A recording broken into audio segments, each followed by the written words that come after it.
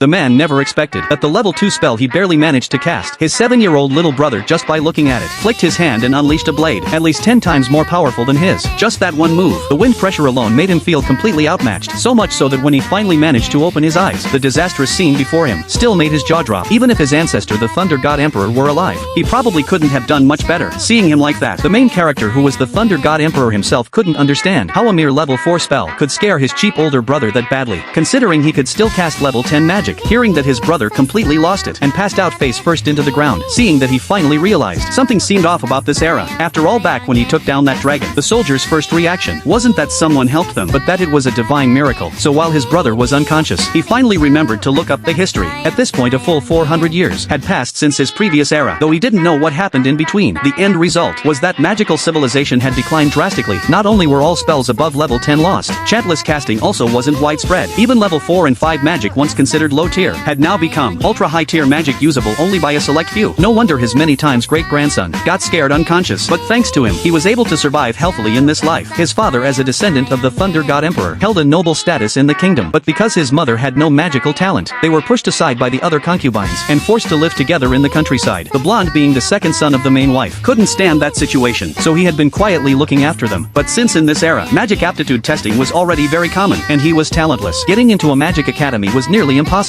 So his mother and the blonde wanted him to learn swordsmanship, to get into the military academy. But the main character, who always dreamed of reaching the peak of magic, wasn't about to listen. So to kill that idea, the blonde told him he would demonstrate a spell for him. If he could replicate even a tiny fraction of it, he would help him get a recommendation for the magic academy. And that led to the scene at the beginning. Realizing his actions were indeed shocking, he told the blonde after he woke up that everything was just a hallucination from getting knocked out by a tree. Because of that incident, he could only secretly practice magic in private, but he couldn't reject the blonde's kindness. So in the following days he also trained in swordsmanship. By the time he turned 10, his swordsmanship had become quite decent. One day the blonde decided to give him special training. For that he specially invited an instructor.